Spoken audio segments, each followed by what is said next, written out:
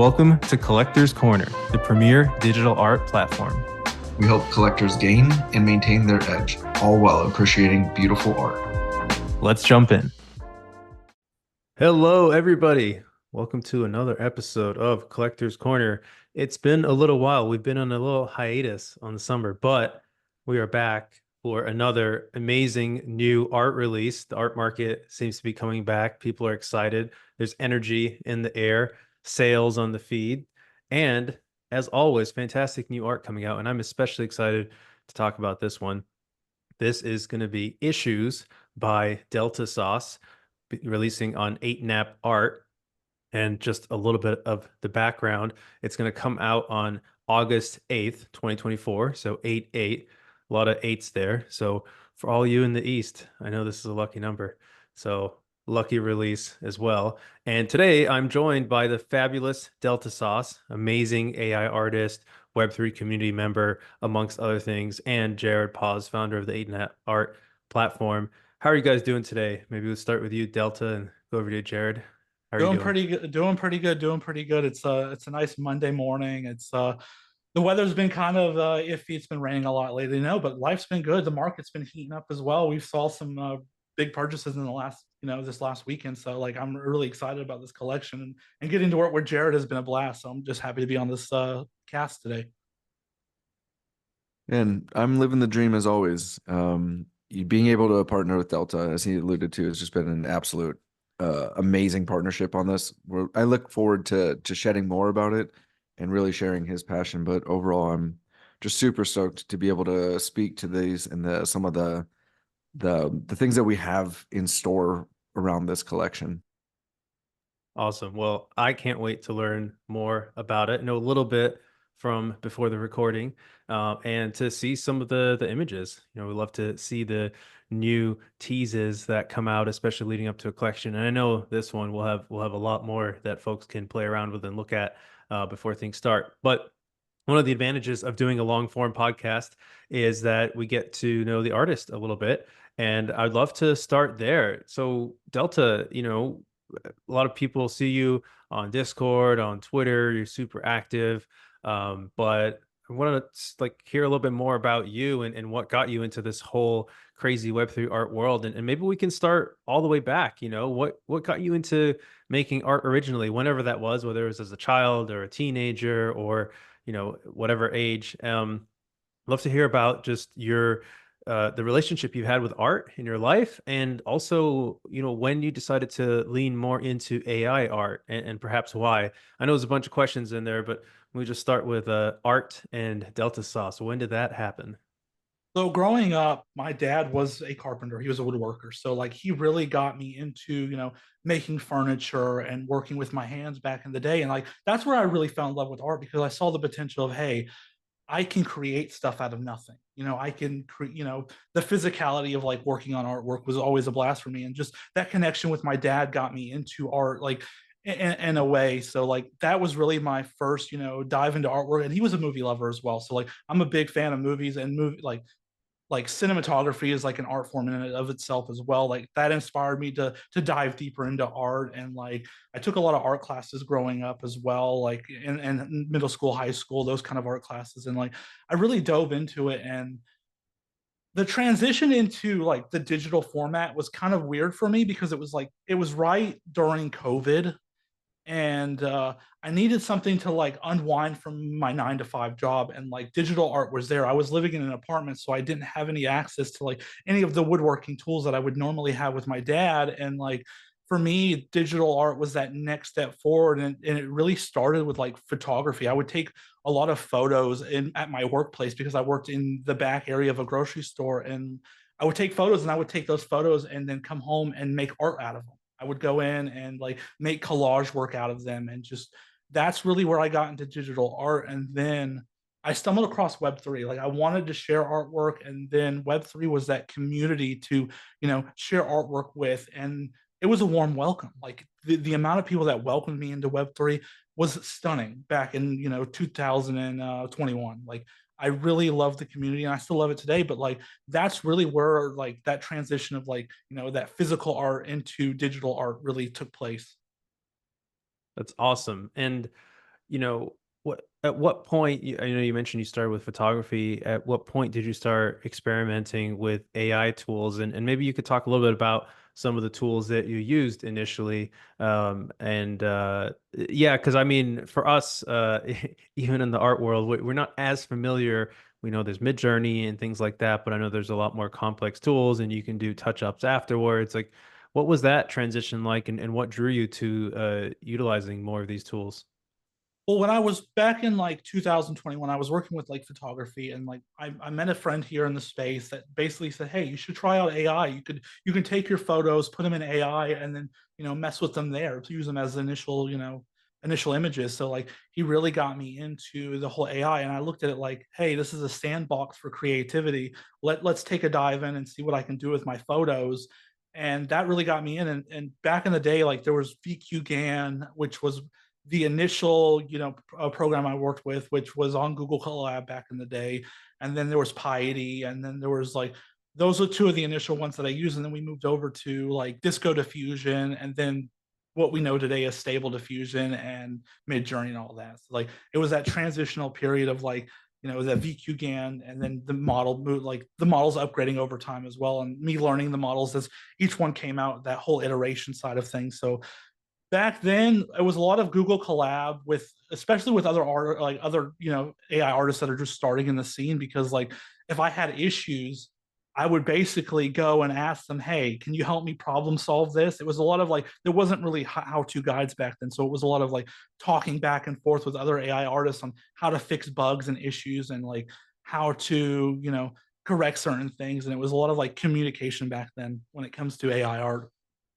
Gotcha. That's awesome. And I am going to get to you about the community because I feel like that's a really consistent theme here.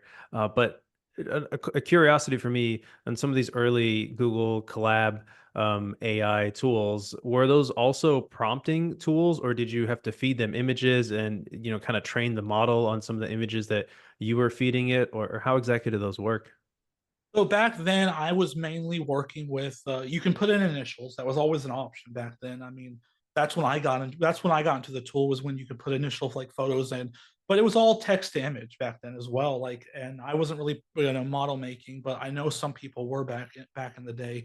But it was really all text to image, and just playing around with that. And like we were limited to. I think the limitation was like 512 by 512, like that was the max output we can get with Google Drive or Google Collab back in the day. So like we were very limited to like the outputs, and then you see how the progression came along when the new tools came out. It was lovely. Like that's one of the reasons why I love AI so much, is because like it's this iteration of technology, and like me as the artist, I have to grow with the tools. Like I started like I look at it like a book. It's like I started on chapter 1, and now we're like in chapter 10 because of how the technology has progressed.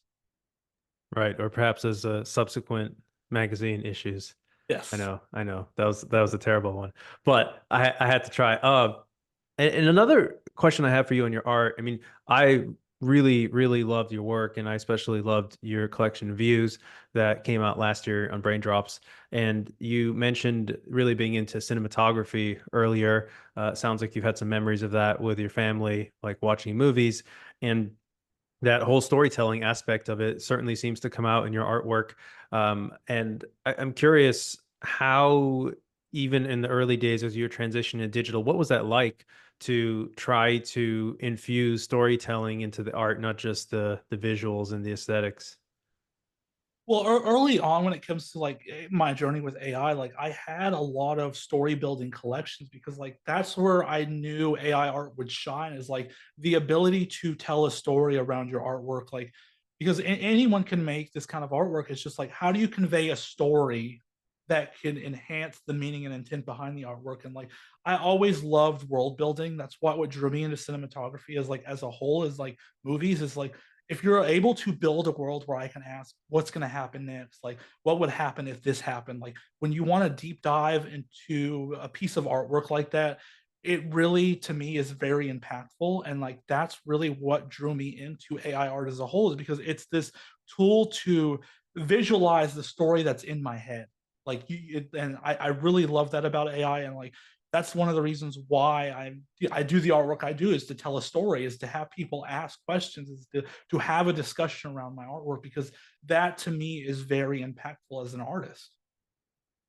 Yeah, absolutely. And as you create your art, do you think about storytelling within a single piece, or do you think about storytelling, say, throughout the whole collection? Let's say you make a collection of, we mentioned issues as 500. And is there a broader story that you're also trying to tell between collections? I'm just curious where your mind goes with that, and perhaps it's different with each collection that you put out there, but how do you think about that? So for me, I look at my artwork as it's existing in its own universe. Like everything is like this, it's all built within this own universe. From like views is in this universe as well. Like, and that's why you will see often that I will brand stuff. Like I've branded stuff like Pepe. Pepe is a name brand conglomerate in my universe. Like I have Pepe TVs, I have Pepe moving vans. Like I connect my artwork together in that manner because I want to build out this universe that is inherently mine. So like I try to look at my artwork as, hey, how can I grow my universe out? How can I build up my world to give it more depth? And like views was just a stepping point to possibilities, like a multiverse within my own universe. And like issues to me is like the syndication of magazines that exist within the Deltasauce world. Like these are going to be, I have already have like, cranks in my mind saying, how can I use these later on down the line when I'm, growing my universe out. I love that, man. I love that. And, I this is part of why I love doing these interviews, and I hope the listeners can appreciate this too. Uh, Now I can go back and look at your art with a totally new lens and be like, okay, like you're building this universe here, that is the Delta Sauce universe. And I don't know if it's because your work is at least I in my mind it's a little bit illustrative, right? It's not like photorealistic exactly, but it makes me think a little bit when you talk about Pepe, the company, of Futurama. And if you remember, there's like that mom character, and she's actually kind of evil, it turns out, but she has all these different brands, and she's got like her food, and like I forget what it is, but it's a massive conglomerate. And so it's kind of making me think of your Pepe conglomerate in the Delta Sauce universe as well. So um, thank you for sharing that. That's awesome to hear about. And we'll hold that thought in terms of issues. But one thing I wanted to ask you about, and I alluded to this earlier, is I've always admired how deep you are in the Web3 artist community, and I know with Views you had a few different pieces that were kind of hat tips or Easter eggs to different artists or different styles. ACK and his skulls and piano. There's a squiggle piece in there, and a few others, Red Rum, etc. Um, and I know you alluded to this a little bit before, but what has this artist community meant for you, both as an artist and a person, and what is special to you about the Web3 artist community? Honestly, I've learned a lot by being like deeply involved in the artist side of things, because like there's a lot of struggles out there, and like it's this unity factor. Like we all are going through these motions, we're all going through the same market conditions, like, and we lean on each other in times of like difficulties, and like that kind of community is special to me. And honestly, it's just like when I look at like people like ACK or Grant Yoon, I look at like, hey, they've been able to carve out a path in Web3, and build this community and like build a network.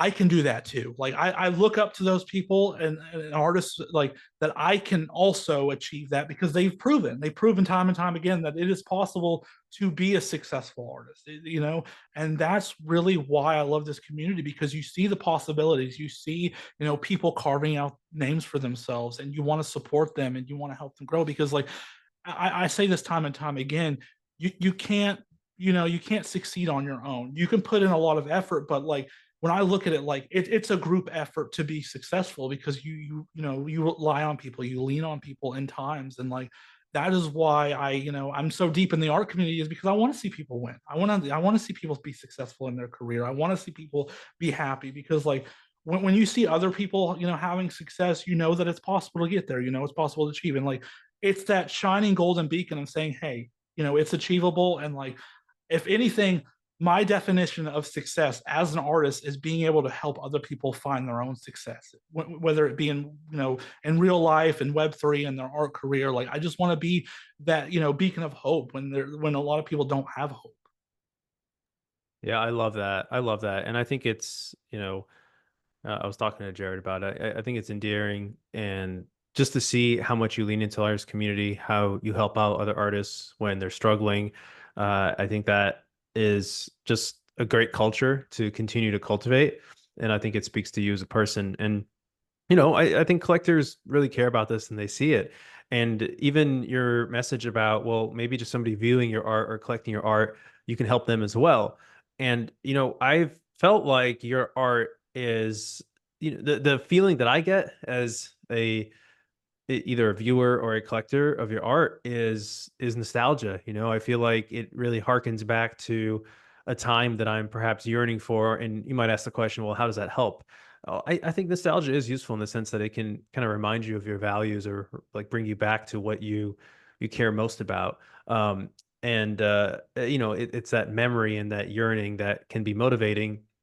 And I've kind of, in my mind, and I think a few other people have dubbed your style as AI nostalgia. I think eventually we'll drop the AI, since everything will have AI, and we'll just call it nostalgia. But, if you feel like that's an accurate representation, how do you engineer that?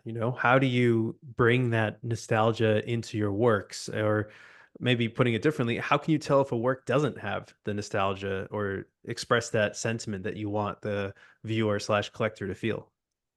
For me, when I look at nostalgia, I look at like that feeling of like innocence, that release of like adulthood responsibility, and like it's a little bit of that playfulness as well. And like, I really want to feel as though I am, back in the '90s, looking at my own artwork, and like this artwork can exist in this, set period of time. And like, that's really what I look for when I'm looking at my own work and like trying to pull those emotions out, because like nostalgia is, often viewed as this, happy memories, happy moments, but there's like a dark side to it as well that's very visceral. Like, as you get into adulthood, you realize like looking at the past, like it wasn't all, sunshine and rainbows, because you're looking at it from the lens of an adult.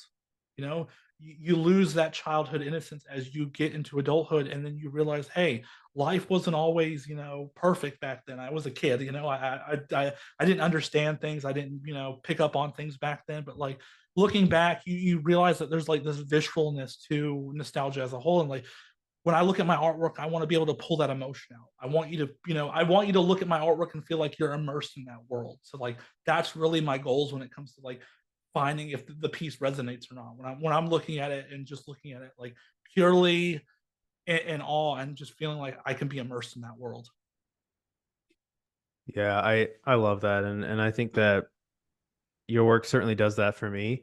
And I think even, it's a good mix of things that I mean, kind of reflecting on the fact that you have these Easter eggs or hat tips, as I call them, to other Web3 artists. I imagine 10 years from now, we're going to go back and get nostalgia for these times, going and looking at that views piece that has the ACK skull and be like, oh, yeah, like, remember the great color study? Remember that time? Remember how we're all hanging out on Discords, and now who knows what? And remember how Jared always used to wear that vest? No, I'm just kidding. But I'd be curious to hear your thoughts on the nostalgia you get from Delta's work, because obviously, Jared, 8nap art, you're putting a lot of work into the platform, and I know you're being really thoughtful about the different artists that you're bringing on here. Just would love to give you the opportunity to embarrass Deltasauce here a bit, and talk about why you chose him as your second artist here. So when I saw views, I thought there was something special. And when I looked into Delta's art, I realized it wasn't a flash in the pan, but it was rather a consistent delivery of exceptional art, in my opinion. And I mean, so I reached out to him, 'cause we're 1 degree of separation here in Web3 for the time being. Like you said, in 10 years, it might not be that way. And when I got to talk to Delta as a person, I realized that there's just something magical behind the person in the art. Like when you see that arena where the art and the person are both exceptional. I wanted to lean into helping Delta in my own little way.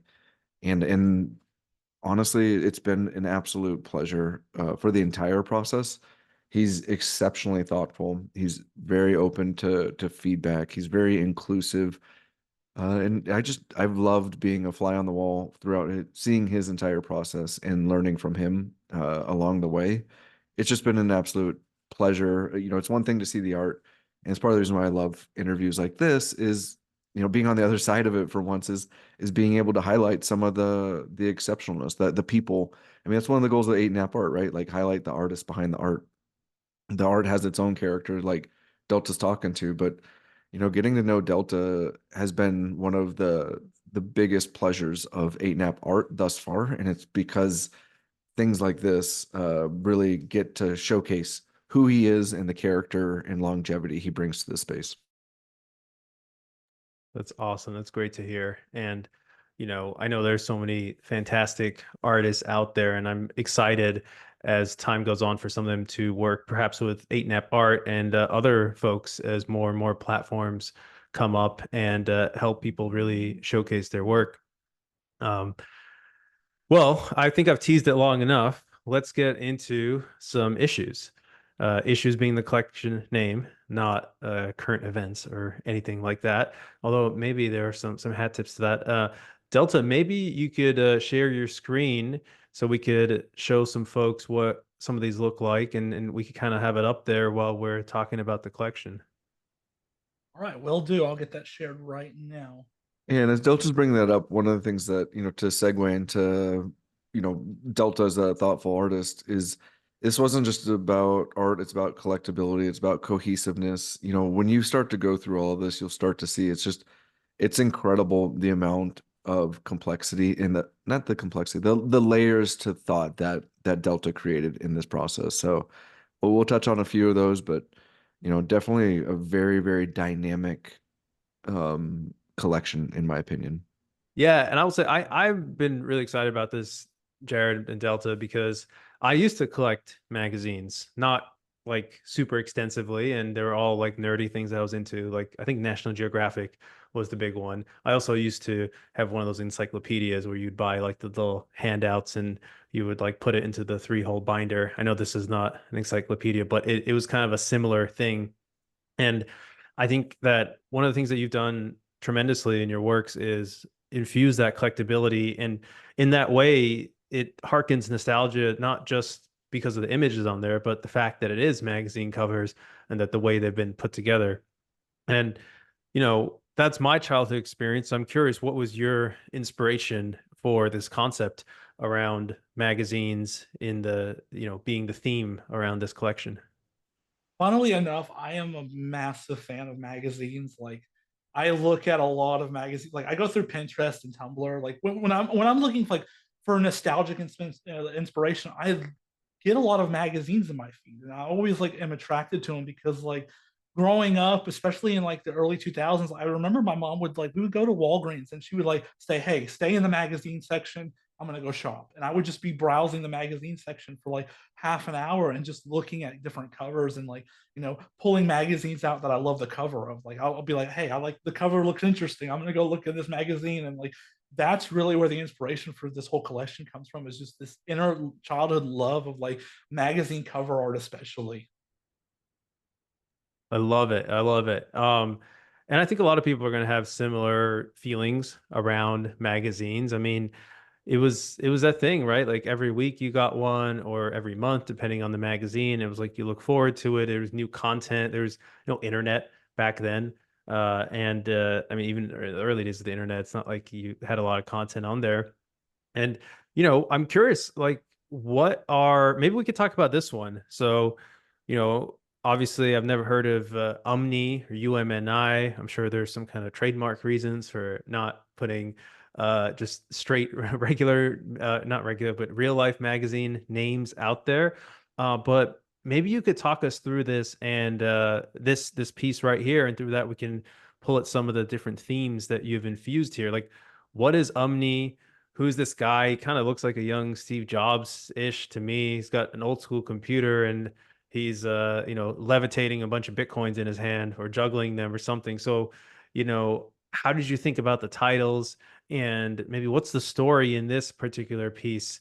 And then I'll ask you some follow-up questions to tease out what the broader themes might be. But maybe we can start with this one. So for this brand, with like Umni is like a play on words for Omni. Omni Magazine is an old sci-fi, science fiction, science, derivative kind of magazine from back in the day. Byte is another inspiration for this magazine. And I really wanted to get that futuristic sci-fi kind of vibe with when it comes to this piece of artwork. And like for me, Bitcoin and cryptocurrency as a whole is the future of currency. So like playing with those themes on like a nostalgic, overtone for stylization. Because when you look at this work, you think of like probably I feel like the early 80s. Like this kind of like, magazine cover is really evocative of the 80s. And like, having themes of like cryptocurrency in the 80s, looking forward was really the play for this one. And I love technology magazines, and I love those sci-fi kind of like feels when it comes to magazines as a whole. And I love how you said Steve Jobs, because like that is exactly the direction I was going for this as well. And I think that like what the thing I see when I look at this piece is that nostalgia from the 80s. You could see this being an 80s nostalgia cover. There's the clear title at the top, but Delta's done this like really cool way of like incorporating it. It's also kind of embroidered on his shirt as if it were like a brand, and then just that blend of composition. You see, the quote unquote Steve Jobs looking into the future, has an air of confidence about himself. And as you said, levitating the Bitcoins, it's just that future forward, the blend of the nostalgia plus the current state. It just, again, compositionally, it's always something that's resonated with me. And I've really enjoyed going through a lot of these different outputs from Delta, because one of the things I've come to really admire about his work is the attention to detail. It's in the not only the attention to detail, but the amount of pride he takes in ensuring that each piece is meticulously uh, detailed out correctly to highlight what it is he wants to showcase in his art. So it's just been really fun to see all of this, and this is another one. I mean, I'm seeing this one live. This is actually the first time seeing this one out of all the pieces that I have seen, but I get further and further enamored with the art looking at it, because this could appeal to so many people, a technologist, a Bitcoin maxi, but at the same time, like it's just, if you put all of that aside, it's beautiful. Yeah, absolutely. And I love how even the clothing looks like that older style. This is Steve Jobs pre-black turtleneck. So not quite tech yet, more a computer worker. And maybe I can ask you a question as we flip to the next one, Delta. Like what are the different themes? You have Umni. How many other magazines are in here? So we have a total of 7 different kind of actually no, it's more than 7. It's 8 now. 8 total different traits, 8 different magazine syndications. And like I've been very meticulous on stylization. Like I want them to be able to stand on their own. When you look at them, when you look at the collection as a whole, you see this mixture of different styles. But then when you start looking at trait specific styles, then you start to realize that there's a level of cohesiveness here, and that they follow the thematic nature of like these different magazines. Gotcha. Can you show us another one? Do you have another one that? Yes. Okay, lit. All right, awesome. So this one, we can tell that the art itself is a little bit different, a little more pixelated. What is the theme around the lit magazine? So Lit is very much a very punk inspired counterculture kind of magazine. I really wanted it to like have vibrant levels of color and just feel like, this alternative kind of magazine for the time period it's set in, and like playing on themes of like, hardcore rock bands and whatnot, and like alternative ways of like, transacting. I feel like this is probably one of my favorite ones to work with because of just the color and the difference. Like, I was really inspired by the Gorillas for this style specifically. I love that band. I love the style of artwork that they have, and I really wanted to play on that kind of nature when it comes to this one. Awesome, awesome. And another thing that I think is pretty cool here is on the top left. People probably can't see because it's small, but you have a title for this one. It's Money Lisa. I'm curious, how did you come up with the various different titles? And maybe did you come up with the image first or the titles when you were putting these together? For me, it's always the image first. The title usually is the backseat part. Like it's usually title, it takes me a long time because like I want it to be like, you know, impactful, but sometimes on the nose a little bit. But so like it's always, you know, the image first and then the title. And this is how I've always worked on art. Like I've never come like at a piece of artwork with, hey, I have a title in mind. I'm gonna, you know, do the title first and then build the artwork around it. It's always build the artwork first, make the artwork first, and then come up with a title that can fit within the narrative of this theme. And the funny part, I mean, again, I'm enamored with the art, but Money Lisa, like it's for those who aren't seeing it, it's two Bitcoins with the Mona Lisa. And like what is money? Like, we're here Web3. Like in some way, Delta's, put out his own views and his opinion of like, hey, this is money, right? Like it's showcasing kind of Web3, the future. And to go back to Hark on the Gorillas reference is a band that had this very punk feel. It was I don't know how much of it's public, but like there were some famous artists behind it, but they were really just cartoons in the music videos. And it just I remember watching these in on MTV back when that was a thing, or being able to like just really enjoy the art. And it's cool how Delta's found a way to pull that inspiration forward. Yeah, 100%. Maybe you can show us another issue. Oh, I like this. See, this is more of my style. Like I want to go live there at that house. Um, so the new ethos, what is that theme here? So I wanted to really look into like finance and crypto. Like this is the crypto related one. This is the theme that's going to be very much embedded in like the crypto part and the finance part of the space itself. And like I was looking at Life magazine for like the title, like the stylization of the title and whatnot, and a little bit of like Smithsonian, because like when you look at Smithsonian magazines, it's usually this deconstructed magazine cover art, usually on a backsplash, and like this is very much the style I'm going for. And like for this piece specifically, it's one of my favorite ones from the new Ethos syndication. It's like for me, the dream has always been to own a house. That has been my core dream. And like for me, crypto has made it possible. Crypto is that option where, hey, you know, we're early still. You can make that dream happen. And like I was looking at like I did a lot of research on this. I was curious, what was the first house that sold for Ethereum? I look it up. I have it in my notes as well. I can pull my notes out real quick and I can give you the exact date. And like that's one of the traits as well. Like we'll go in a little bit on that. Like the traits, like we broke down the traits into three. We broke it down in a month, date, and year, and like those have meaning. Like those have research notes. I have research notes on all of that information because like I want there to be a level of depth where, hey, like if someone were to ask me like what day was this, I can give you the date right now. Let me just scroll through. I have a lot. The date for this is February 11th, 2022. That's when the first house for Ethereum sold. How much did it sell for? That sold for 210 Ethereum, exactly. Not sorry, Jared, you're saying something. No, I think that this is again, yes, there's the art, but in the metadata, it's going to have a month and a day, so to increase a level of collectability, but they're not arbitrary, right? Like Delta is digging into a lot of data and has all of this widely available, and it's, as he mentioned, it's meaningful, right? Like so you'll see beautiful art, it will have a corresponding day, but what I love about this is there's a level of complexity and storytelling where you can dig into it. Like, why is it this day?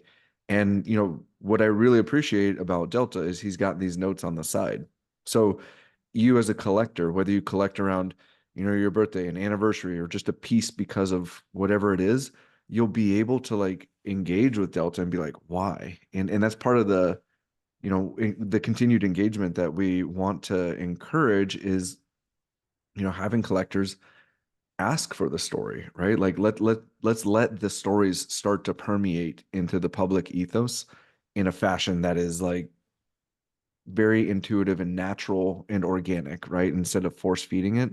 I feel like there's a that storytelling aspect of it is one of the pieces that will create the longevity of this story because it is so relatable. We want you to lock this up in your vault. We want you to be collecting around certain things because it's amazing art, but there's also there's another tier of stories that go along with it.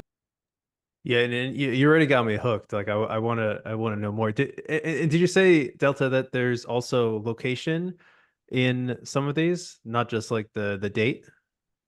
Well, I'm broken it down into the month, date, and year, and also like there's some of these that have defects because magazine covers are going to have defects. Like that's another trait in itself as well. And like I've really built out a very cohesive level of traits because like I want that level of collectability, like Jared said, because like I want people to like resonate with a specific piece. Like if there's a year, like your birth year, like and you find a magazine that's your birth year, you might want to collect that one, or if there's like a specific date in mind, like and that's very like important for me, like when it comes to collectability as well as history. Like Jared said, I want to build a world and I want people to have discussion and ask questions about what does this piece mean and what does that piece mean and like why did you pick this date, and I want to be able to like tell them why.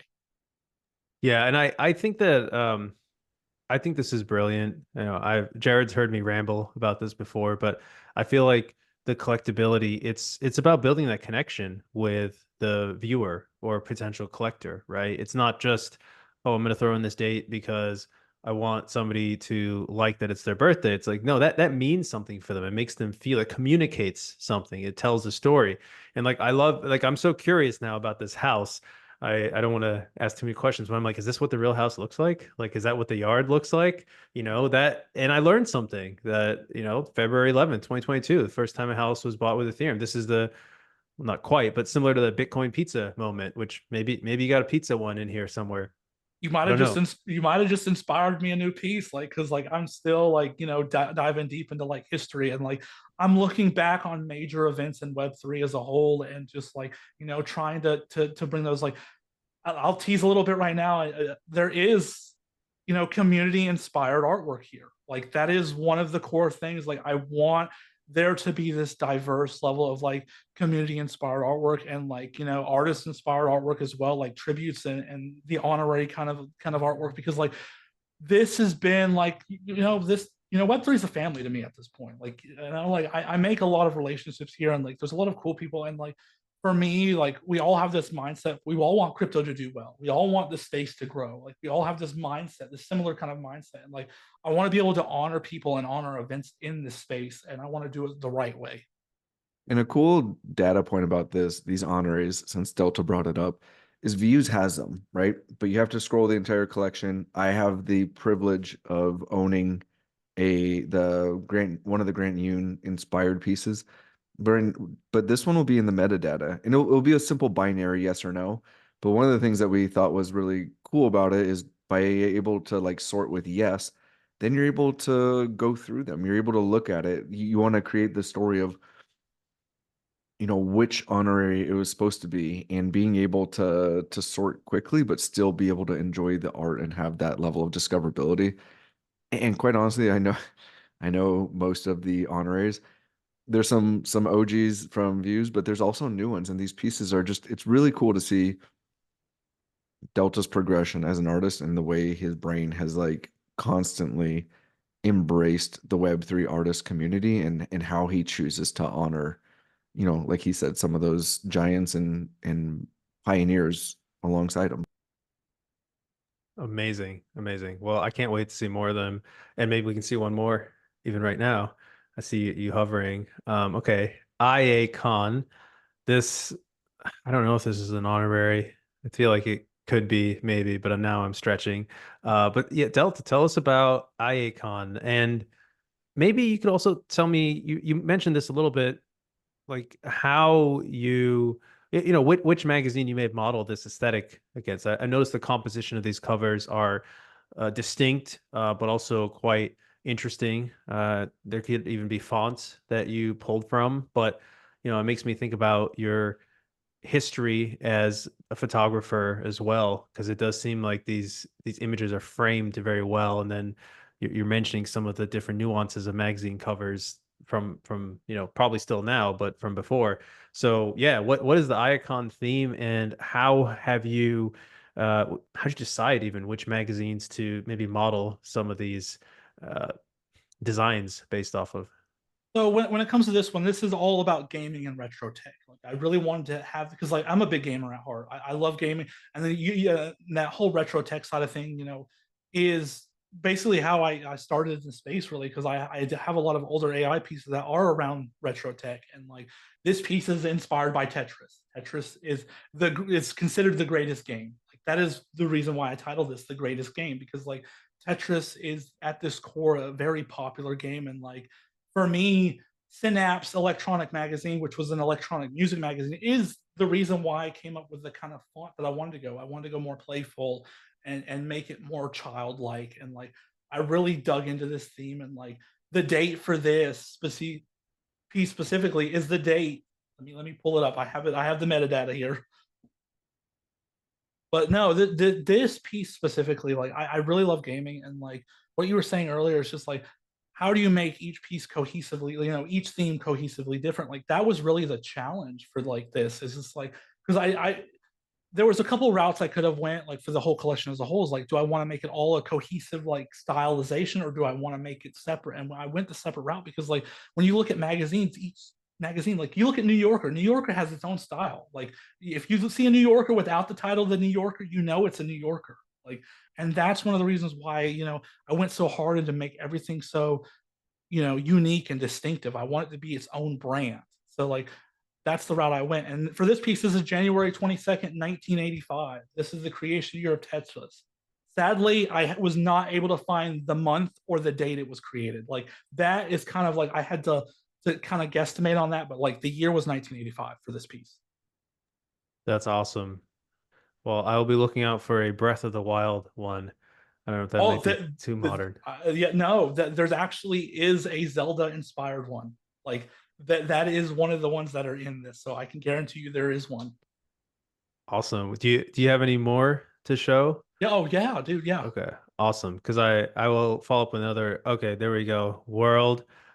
This is cool. I love the smoke here. Really stands out. That's like a pretty interesting effect that I'm seeing over there. And a question for you, and you said it perfectly.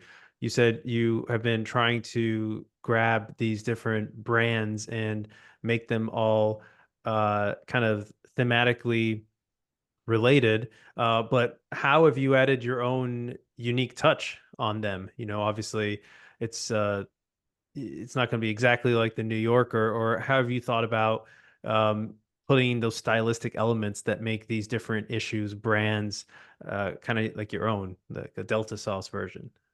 So for me, when I look at these, I look at a way of like how can I convey myself, like and what I'm trying to like talk about narratively. So like I look at these like, and I've had a back and forth with Jared on this. Like, do I include like, because when you look at magazines, it has all this other information on the front cover. Like, do we want to deconstruct the magazine, or do we want those other elements? And like when working on a lot of these, I'll go in and I've hand touched every single one of these pieces by hand.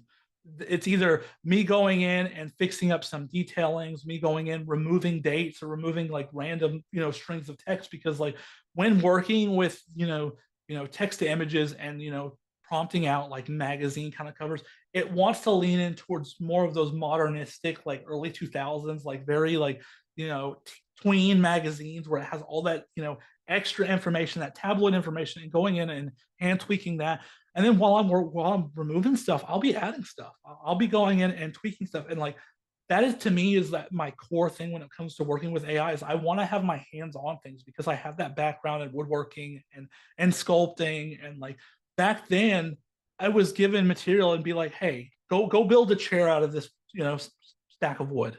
Like when I look at AI art the same way, it's just like I'm working with a stack of material that I'm being given. It is up to me to add or subtract things from it. And like that's really where I dive into each piece is like, what do I keep, what do I remove, what do I add? Like that is me, like that is Deltasauce at its core. I love that. And let's talk about. I'm going to ask you a follow-up question on that, but tell us about World real quick. Like, what is this? Seems like the National Geographic style theme. It is. It And is. were you a camper? I know this camping trip I is. actually went camping a lot in when I was a kid. Like my dad would take me camping. We would go fishing a lot as well. Like there's a lot of like fishing themes in this, and like I wanted that travel magazine because like there's a lot of like I know Jared has a specific piece he loves from the world theme that he loves it because it resonates with him. It's a piece of Paris. Like he loves that piece, and like I wanted to be able to resonate with like location, like people like connecting with a specific piece because like they know that location or like they got engaged there or they went on their honeymoon there or like they had a like a life event happen there and like being able to connect to that was very important and like that you guessed it right on the head, National Geographic. And these pieces to me are, it's like a little bit more illustrative. The composition on these are just absolutely amazing. World is probably my favorite series that's in the entire issues collection. But again, having seen a number of these, like this one is pretty straightforward travel. You got a camper, two tents outside with a smoke coming out of what I assume is a volcano in the background. But beautiful like thirds, open sky. Like this is a well done piece. There's also some that are like it blends in some futuristic pieces. Like there's one I'll give a little bit away. Like there's a guy on skis, but he's in the middle of a desert in a sci-fi scenario. Like just the juxtaposition. Delta's been able to like balance these incredible themes, so it's not all homogenous. There's each piece feels engaging and it feels unique, right? So like you can be traveling not only to stuff like you talked about. There's a Paris one. I pretty public. I got engaged in Paris, so like I'm emotionally tied to that piece. But there's also these futuristic ones, and I feel like travel. He's been able to capture, chronologically the past, the present, and the future, and that just I think telegraphs so well, especially into this like AI art. Again, I can't speak highly enough about it, but again, it's really fun to hear all of the stories behind it because each of these pieces has its own unique story, which is amazing. Yeah, and I think being like almost themes that are going to also capture other people, like they'll bring their own story into it from their own lives as well. I never went camping, but the last time I was around volcanoes in Guatemala, so this is making me think about that Guatemala trip as an example. I'm gonna be honest. I'm a little bit jealous because like growing up, I wanted to go to school, like college for geology, especially volcanology. Like I really want to go see a active volcano, and like, man, I'm jealous, man, because you got to go see one. So Well, soon, so it's cheaper than getting a house to go out there. I'll tell you that. So you will be there soon, my friend. Yeah, if you could please. Oh, okay. This is cool. So, what is this theme? How would you pronounce it? Moted? no, it's MOTD. It's just MOTD. like Okay. yeah, and it stands for memory of the day. And I really wanted to lean into life experiences as well as like juxtapose with some of my favorite movies as well. Like this theme is like a combination of memories and just some of my favorite movies. Like there is one specific piece that Jared knows of that I am going to do everything that I can to get because it means the world to me. And like being able to build a collection like that and being able to have specific pieces that I know that I'm going to go aim for when it comes to secondary market, or maybe I'll get lucky and I'll mint it. Like that is what excites me about like building out these collections because you pick your favorites, you get to see which one you like. And MOTD is really just about my life experiences and like for me it's a combination of like the Post magazine as well as a bit of like Mad magazine kind of coloration, and like I'm really leaning on like this over exaggerated kind of font and like this kind of like chalky like hand painted kind of feel when it comes to these ones specifically. Yeah, I love that, and it's actually when you said Mad Magazine, it brings back memories of that because that is one that I saw quite a bit of. And going back to a question I had before, you mentioned how you touch up all these by hand, and I'm just curious in your process, given that the fonts, the styles are so different, what does that look like in your process? And really, actually, I'm curious, like, how have you had to push your art or push your craft in order to do this? I mean, compared to views where I felt like it wasn't as distinct between the different themes that you had there in views. They're very different. Is that more post processing, like after the prompt? Is it a different prompt? Like, yeah, what have you found most challenging and satisfying about keeping these so consistent yet distinguished?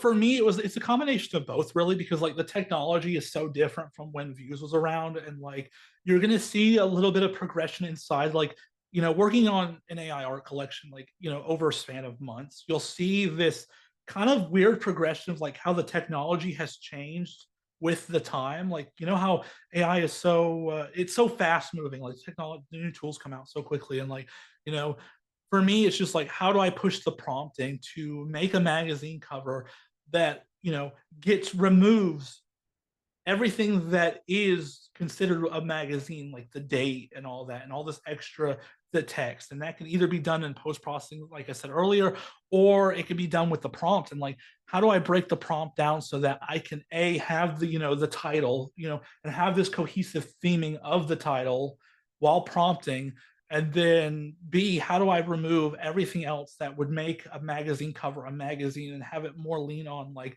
the name of the magazine and the artwork in itself. And like that's been a lot of touch and go when it comes to prompting, as well as using tools like Photoshop and Genfill, and just going in and selecting an area of text and saying remove text or remove this, or and just in painting that way and going in and editing it by hand.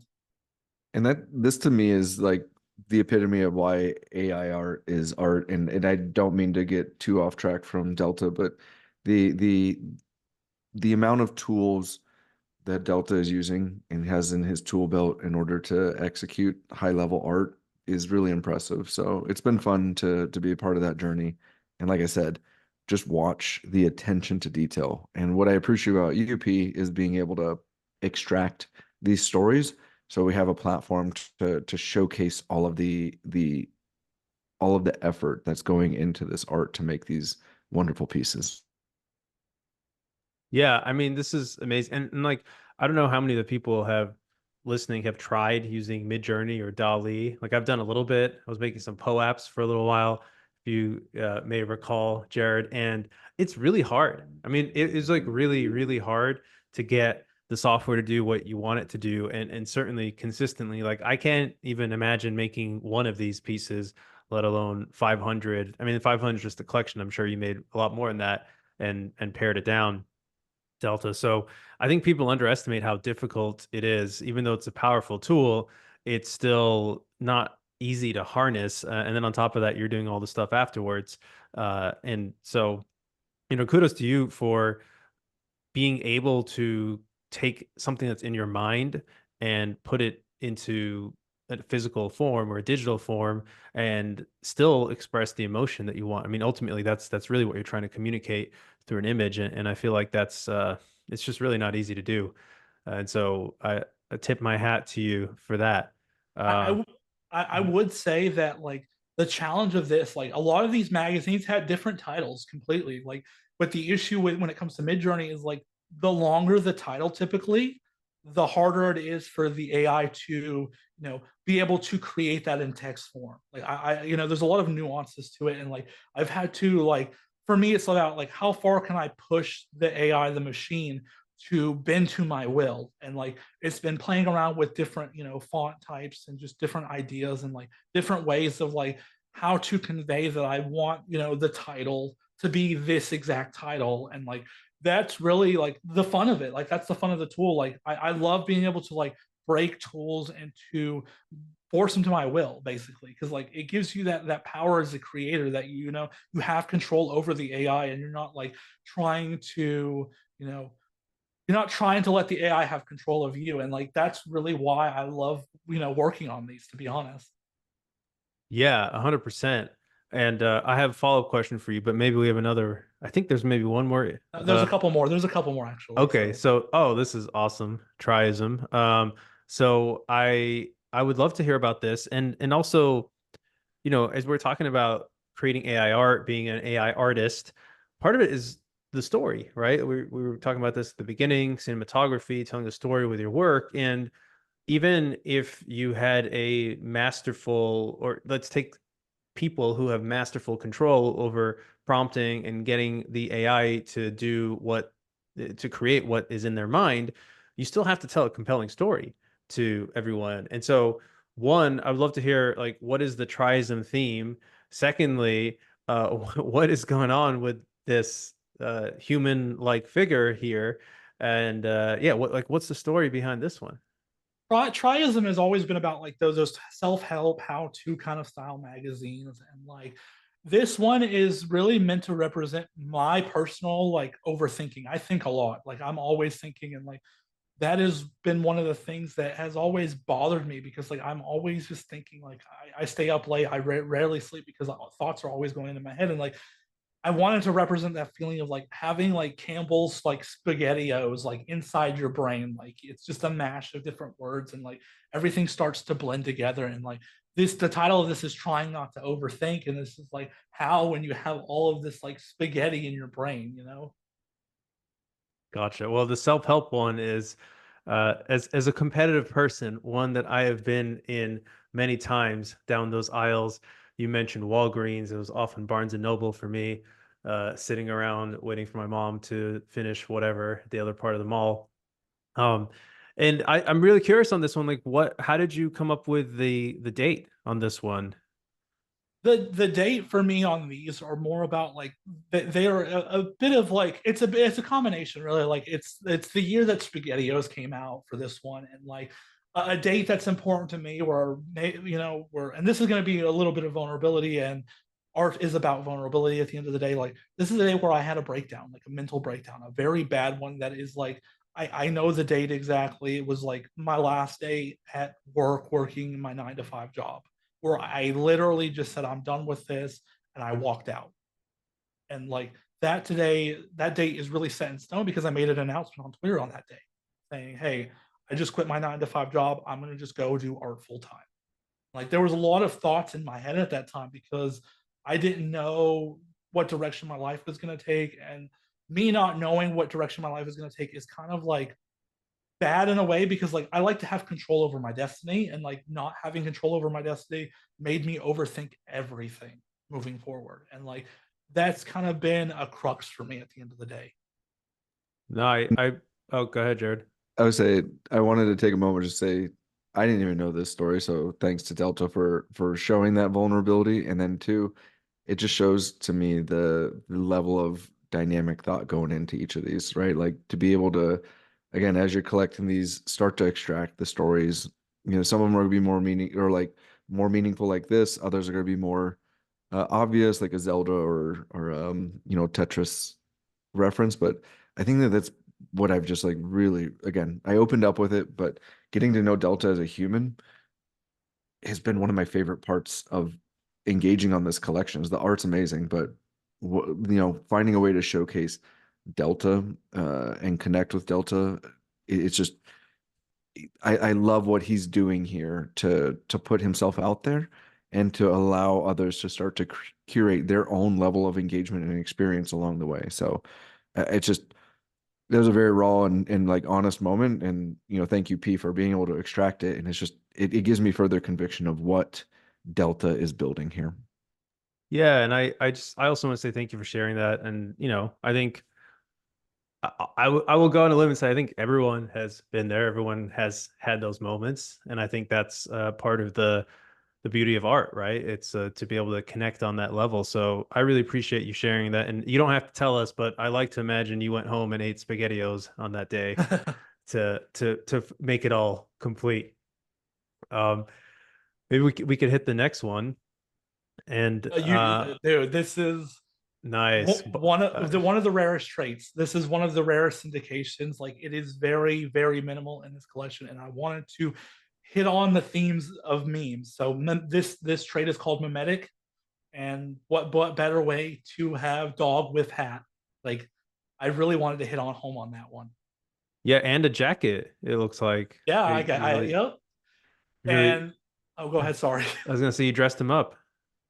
I mean, I had to after he sold for that much money, man. Like he has to have a coat now. So That's right. He will not be cold. And well, one question before you mentioned something. This is one of the rarest ones. So in terms of the supply, it's not like each of the 7 or 8 issues is equally represented in the collection.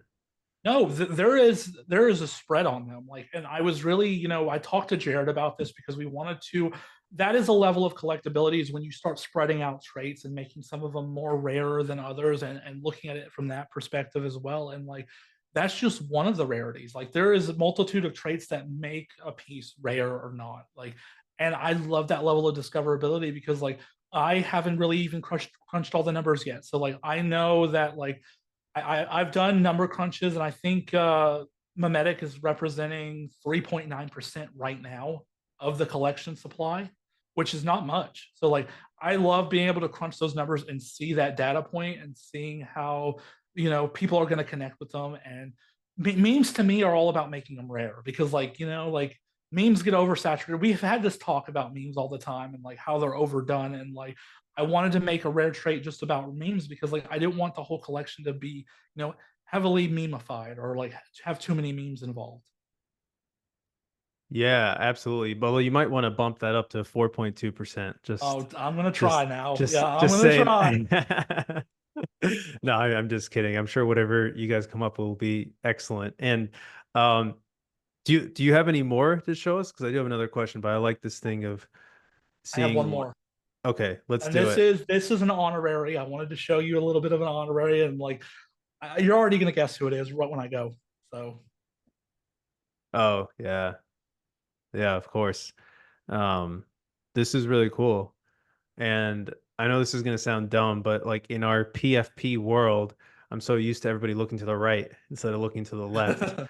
In some ways, it feels inverted. But the what was that collection? Sporadio that X copy had on base. This reminds me a lot of that with the flies. And Unless for I'm those who are not or just listening, there's a very dark figure, almost a non-like because it's black and there's a ton of flies with very, very distinct X copy style glasses. So this is definitely the the X copy tribute piece. got it. And we're on the new ethos, and so we've seen all the different themes at least. And I actually wanted to throw this over to you, Jared, because I know that as part of what you're building with 8nap art, you're going above and beyond and on many levels with the artists. And I actually have a question for Deltasauce on that. But I know that you all are planning something IRL, which is, of course, countered Xcopy, who is very, very anonymous. But I know you all have something planned coming up in early August. So wanted to give you the floor to tell the listeners about that. Yeah, so one of the things that we want to do is one of the goals of 8nap art is to make meaningful connections between the artist and the collector and find ways to also level up the artist's I'll call it career. And part of that I feel is I've had an emotional connection to IRL events, whether it's been Marfa or NFT NYC. And specifically, P, you've held a couple Collectors Corner, open bars and meetups. And when you're able to actually shake somebody's hand or, it's been kind of like fun for them to say, hey, I've listened to you for X amount of months or years. And I think that although Web3 is amazing because you get to reach a greater audience, it's also about creating those meaningful connections. So part of the component here is the IRL. So we are going to be in LA, Los Angeles, for those who are around from basically August 8th through the 10th and doing a series of different events. It's going to kick off with Delta sitting on a panel for IRL Alpha. There's a special location there. I don't know if it's public yet, but we're going to be giving away some nice gifts and raffling it off if you're there IRL. I'm going to give away a 90cc shirt, a nice one at that, and then we're also going to be able to do some other things. But more than like the IRL, to me, it's also about it's about leaving with a memory and a connection with the artist, but also what we're trying to do is incorporate physicals. So Delta's hand selected 100 pieces, and we're actually putting them into a physical. So there's going to be a really cool dynamic where 100 of the pieces are going to get put into a physical magazine. There's going to be a limited number of copies that are given out, and we're going to have again, we want to give back to the community. So we're gonna have an ice cream truck going around LA, and we're gonna have some like set destinations. August, it's hot as hell. Well, for LA terms, maybe not for Arizona. And we're gonna be giving away free ice cream, and we're gonna have an old school magazine. Those like old school, like you have to pull open the front to pull out your newspaper or put a quarter in to get the Wall Street Journal. We're gonna have an old school magazine rack next to the ice cream stand, and you're gonna be able to get a physical Deltasauce. And Delta's gonna be there. He's gonna be able to either give you a personalized inscription, sign it if you're inclined. I don't know. It's something about connecting and expanding Delta's collectors and really rewarding some of the ones that are special. So we're gonna have a special dinner. There's gonna be a special physical, a limited edition physical that goes along with it. We're gonna have golden ticket giveaways for even more prizes. To carry on the theme of the golden ticket for 8-nap art, which is the mint pass. And just really trying to lean into that nostalgia, right? Like Delta's put a lot of thought into this art. So we wanted to tap into that nostalgia of, being able to open up a magazine stand and have access to it. Some people, I imagine, the younger crowd, I've never done that. And so I want to like create some sort of emotional connection to that, kind of like in some way, I'm showing my age, but like a rotary phone or something, something that's just like a physical action that gives you a sense of pride or a sense of feedback and instead of just minting. So yeah, we're really leaning into it, and that's one of the goals there. And it's been fun for ideation with Delta and really trying to figure out like um that amazing blend between this digital art and the physical representation. That's awesome. And so, folks, if you are in the LA area, August 8th through the 10th, definitely make sure you check it out. And a shout out to our friends at IRL Alpha. They're awesome. We've got a chance to meet them in person as well. So, really glad that you all are collaborating on it. And I think it's really cool, man. I think it's really cool that, you're even leaning into the nostalgia theme for this release, right? And as you mentioned, like the nostalgia around those old newspapers.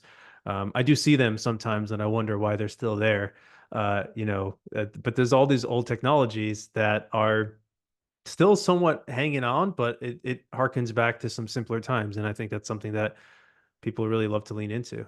Yeah, and usually when you see them, they're like beat up. They're just beat to hell because like, they've been on the street for longer than they need, or somebody, in their intoxicated form felt like an act of rebellion, knocking it over. And I think that there's just something really beautiful about being able to, and this is gonna be a brand new piece. It's gonna be wrapped, with Delta's art to like really showcase like, hey, there's something beautiful about it in this moment. Amazing, and I do love the digital to physical crossover. It's something really special. Um, Delta, were you teasing another one there? I thought I saw your mouse. No, there was that. This is the last one. Okay. Well, I wanted to ask you, you've released independently, you've released with brain drops. Now you're releasing with 8-nap art. Now it's my turn to make Jared a little bit embarrassed. But for the artists listening out there, or the collectors listening out there, anyone who cares, what's the experience been like? And not trying to, of course, put down any other forms of releasing or any other platforms, but I'm just curious, like, what have you uniquely enjoyed, but with releasing with 8-nap and getting a chance to work with Jared on this? Me and Jared have had the privilege of meeting like IRL, and like we resonate on a level where like we understand like our goals and the ambitions that we want to put forward when it comes to my artwork and with 8-nap platform. And like for me, working with someone is about partnership. It's always it's always 50-50. Like Jared's not gonna, it's never I when I work with someone, it has to be a 50-50 relationship. And Jared is that person that I trust when it comes to this. And like getting his feedback on the art is like really insightful, because like when you look at art as an artist, from when you're the artist, when you're the person that's looking at your own artwork, like you have this perspective on it. But like getting an outside perspective really can help invigorate and like guide you in a direction. Like it's not really that Jared is like driving which way my artwork is going. He is just giving me insight into his perspective when he's looking at my artwork, and giving me his opinion on what he thinks could be better. And like it's my job as an artist if I want to use it or not. And I love that. He never forces any ideas on me. He always gives me insight and he gives me a little bit of guidance, but like I don't have to take that. I don't have to listen to that. And I love that about him. I love that. And he's like I said earlier, we resonate on a level, and like getting to work with someone like Jared has always been a dream of mine, because like I love that partnership when it comes to, making artwork and being aligned on like specific ideas on how we want to approach things, and like how we want to build out a collection, how we want to reach out to people, like how we want to connect with like an audience. I love that about Jared, and I think what he's doing in the space is really exciting, and I wish more people would go the route that he's going, because like it's really helpful to artists. And if we had more Jareds in the space, we would have more artists that, felt secure in what they're doing and confident in what they're doing and putting out into the world. Amazing. Well, I love it. I love it. And, you know, I'll embarrass you, Jared. Getting started in the collector's corner journey. Couldn't have done it without you. So, and I think this is kind of going back to that theme of community here that we're going to look back to. There's so many good people in the space who just want to grow it and keep making it better and keep trying out different ways to make it better. Some of them won't work, some of them will, but that's okay. I think the intentions of continuing to push the space forward, whether it's through fantastic art like yours, Delta, or creating filling a gap in the actual different ways that platforms can operate and release. I think it's all excellent. So really looking forward to this. And just to reiterate for everyone, 8/8, this is coming out. We got 8 different themes. We're on the 8NEP art theme here, 8NEP art platform. There'll be more details coming out. 500 pieces. The collection is Issues by Deltasauce. And just want to wrap this up here because we're coming up on time. Any parting words? Maybe I'll go to you first, Jared, and then Deltasauce. I will say that one of the things around, we've touched on it, a couple of themes is collectability. So, for those who are in the mood for a little bit of alpha, be on the lookout for some special pieces. I'll drop two different little alpha bits. Is one, there's going to be a special edition for every single one of the themes that you just heard about, right? So again, collectability, there's going to be something unique about them. It's just going to be a little bit different. There's also, I too grew up in the aisles of different, I'll call it stores, but mine were particularly like the Wizard comic, which was a one focused on comic books, and then also Beckett. I was a big collector as a young kid, so like Beckett had like sports. And what we wanted to do is create something special. And so not only are there special editions, there's also pieces, and you'll be able to see them that come with a future promise of utility. And we're going to tease that out, but one of the things about it is there's going to be about 20 pieces. They'll be very easily identifiable, but we really want to kind of connect with like the special edition and the unique things. And this is about, again, Delta finding ways to curate a good group of collectors, people who are identifying with his art and want to invest in the longevity of it. What does future utility have? That's only for Delta to know. And that's about, having a leap of faith into Delta and his work, but also collecting around it and finding an opportunity to be able to identify with his work. And, we've ideated on a number of things, but, as the time goes on, it's about how he wants to engage with his collector. So I just think that that's, something very innovative and not necessarily something that I've seen a lot in the space. And again, it's about creating these meaningful connections. And there's going to be, those are just two things. We've extracted a number of different stories throughout this interview. But I would challenge, if you're a big Delta collector, I would challenge you to start looking at the metadata and find the little nuggets that may be able to, bring some sort of asymmetric value to them, because they're all over the place. The other thing that I wanted to highlight is Delta's putting all of his art on his website in advance. I think that this is really courageous of him. And it's also something about thinking about the collectors and connecting with his art.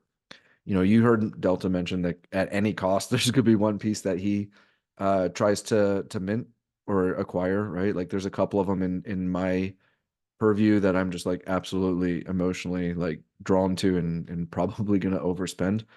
And that's okay, right? Like we want the collectors to see the collection. And to me, like that's what the beauty of this is. The protagonist of the collection is the magazine. You're hearing all the different styles. You're hearing all of the different thoughts behind it and reasons for collectability. Go in.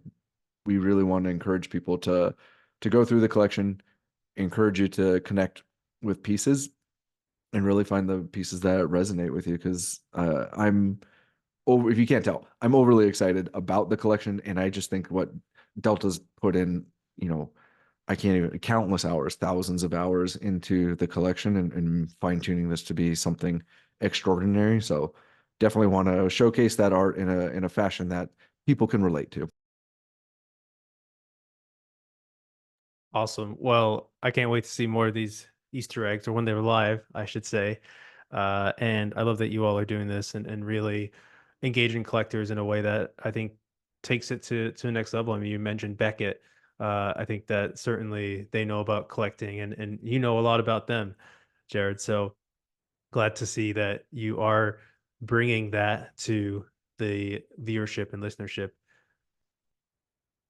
Any parting words, Delta, for the No, folks listening? I've really enjoyed this. I love, going in depth with like these kind of conversations and like, being able to talk about the collection and like give out that nugget of information and like what's the depth behind the artwork and what's the meaning behind this piece. Like I want more conversations like that. And I really want to thank you for your time. And like I am excited for this collection. It has pushed me to go above and beyond with my artwork and like the thematic nature and having this, universe of things and this narrative for my artwork that I can, talk about and discuss. And I'm really happy to have worked with Jared on this. I'm excited for August. I'm really excited to be in LA and to be talking to people and hanging out and connecting.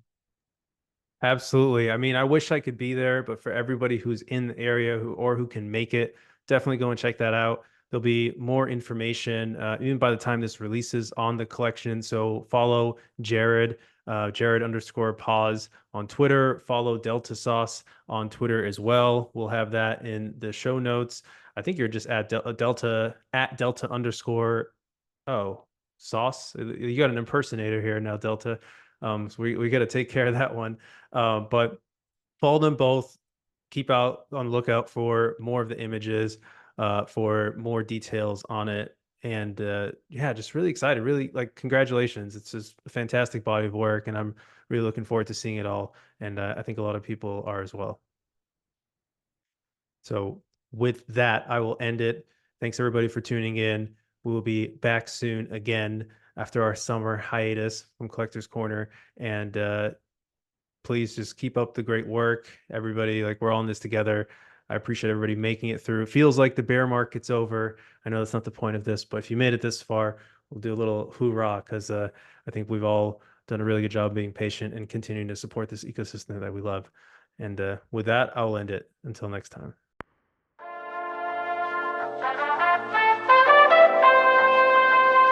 Thank you for tuning into Collector's Corner. We really appreciate you taking the time to listen. If you like this episode and want to help us out, please subscribe and leave us a review on your podcasting platform of choice, like Apple Podcasts and Spotify, and follow us on YouTube. Please also follow us on Twitter for announcements as we expand to other social and content platforms. Our Twitter handle is @collectors_XYZ. We'd also love to hear any feedback you have, so please comment or reach out. We're always striving to be more useful and get better so we can help you in your collecting journey.